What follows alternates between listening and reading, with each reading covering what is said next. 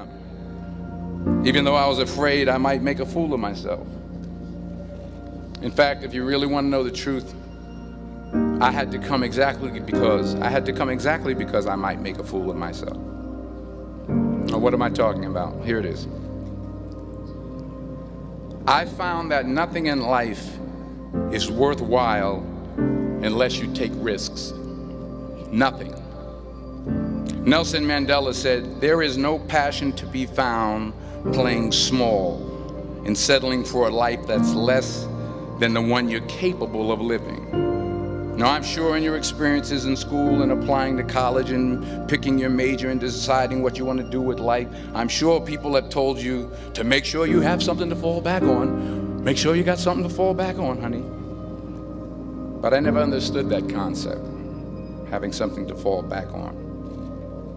If I'm going to fall, I don't want to fall back on anything except my faith. I want to fall forward.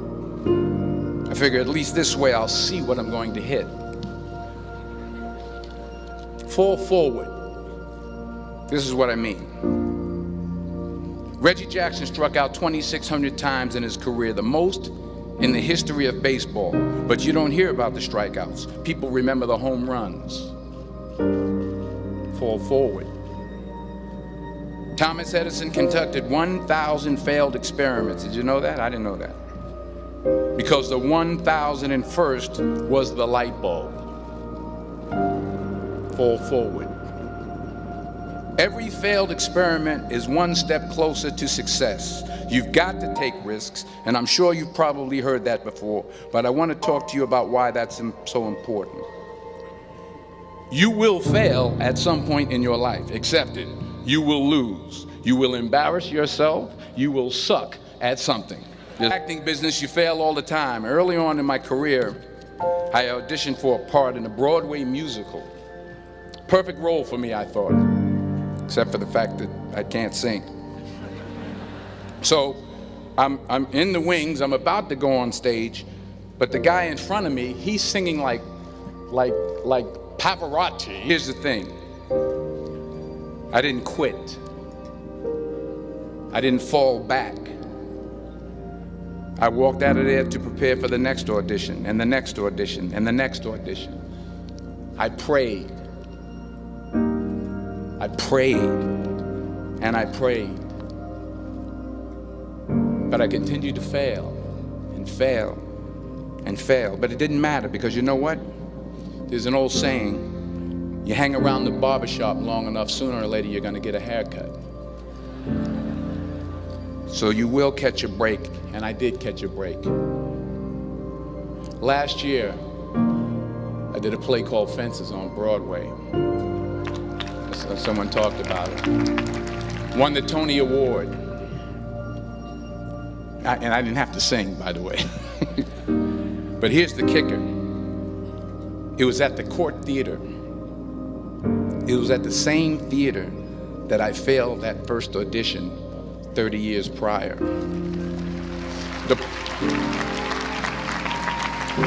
The point is, and I'll pick up the pace, the point is every graduate here today has the training and the talent to succeed. But do you have the guts to fail? Here's my second point about failure. If you don't fail, you're not even trying.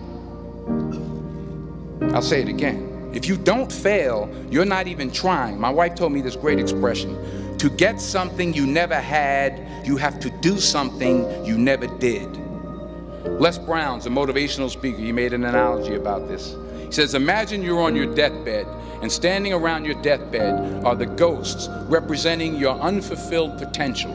The ghost of the ideas you never acted on. The ghost of the talents you didn't use. And they're standing around your bed, angry, disappointed, and upset. They say, we came to you because you could have brought us to life, they say. And now we have to go to the grave together. So I ask you today, how many ghosts are going to be around your bed when your time comes?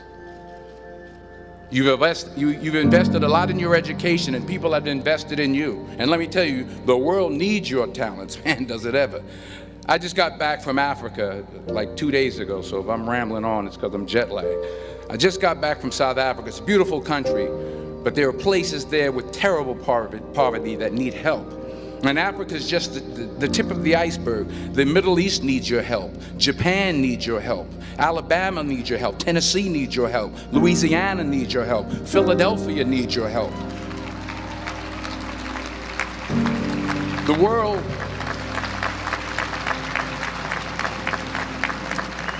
world needs a lot, and we need it from you. We really do. We need it from you young people. I mean, I'm not speaking for the rest of us up here, but I know I'm getting a little grayer. We need it from you, the young people, because remember this. So you got to get out there. You got to give it everything you got, whether it's your time, your talent, your prayers, or your treasures. Because remember this, you will never see a U-Haul behind a hearse. Last point about failure. Sometimes it's the best way to figure out where you're going. Your life will never be a straight path. I was 20 years old. I was at my lowest point.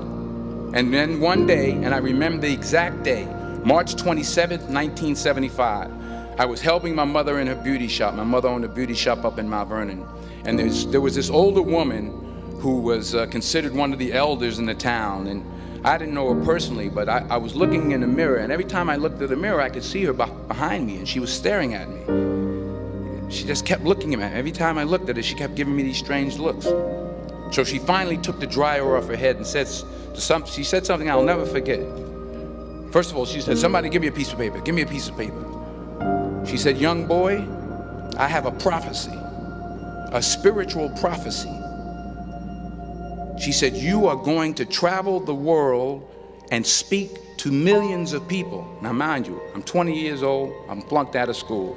In fact, like a wise ass, I'm thinking to myself, maybe she's got something in that crystal ball about me getting back into school next fall.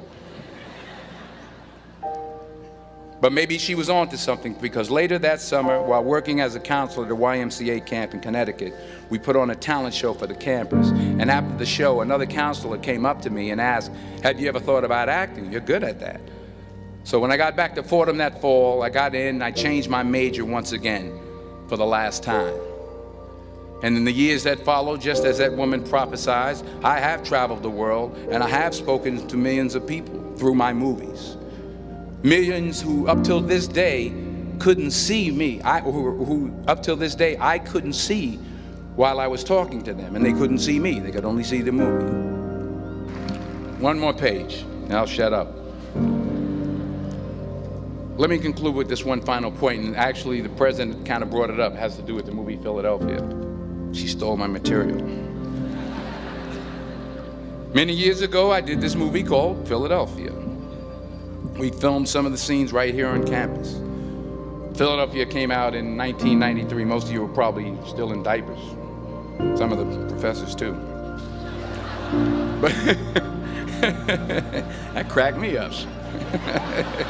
It's about a man played by Tom Hanks who's fired from his law firm because he has AIDS. He wants to sue the firm, but no one's willing to represent him until a homophobic ambulance chaser lawyer, played by yours truly, takes on the case.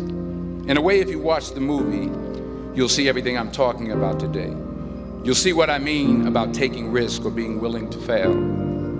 Because taking risk is not just about going for a job. It's also about knowing what you know and what you don't know. It's about being open to people and to ideas.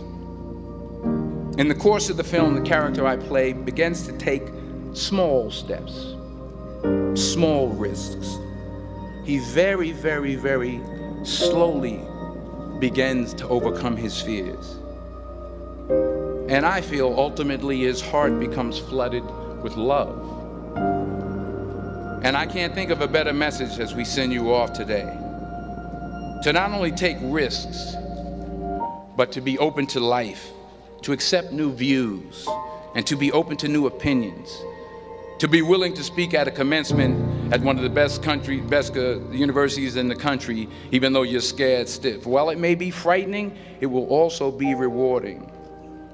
Because the chances you take, the people you meet, the people you love, the faith that you have, that's what's going to define you.